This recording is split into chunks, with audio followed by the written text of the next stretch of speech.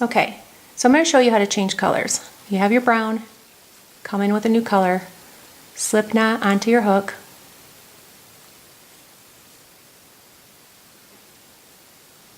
go into your beginning stitch,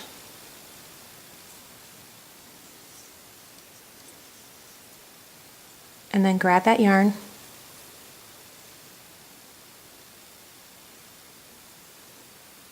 so you're going to grab that yarn, pull through, and then pull through your loop, which is a slip stitch. So now you have your slip stitch. Now you are in with a change color here, and then you continue on with the pattern, which is calling for a chain 3. And that's how you change colors. You slip knot onto your hook with your new color, go into that first stitch that you are starting the pattern for your next row, and then continue on with your stitches, which is a chain 3, and then this next stitch is a double crochet. And then your loose ends, you're going to use your yarn needle and weave them in. And that's how you change colors.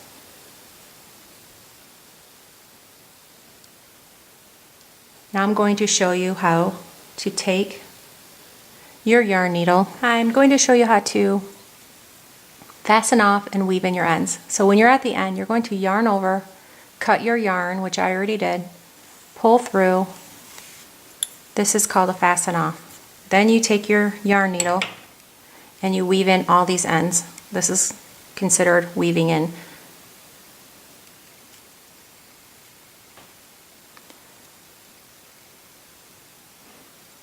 You just pull your yarn and you're going to weave in your ends. Usually I'll just take it, and you want to know which side is your front or your back. So if this is, say this is a hat, you're going to want to weave in your ends in the inside of the hat so you can't see it. It's basically trying to disguise and hide those loose ends. Typically I'll take my yarn, I weave it in about 3 to 4 different times so it really secures it. I try to hide it the best I can to make it look like it's part of the stitch. This is called weaving in. And once you do that, then you take your hook or your scissors and you cut it, and then it disguises that loose end, and then you're done. So that's how you do that.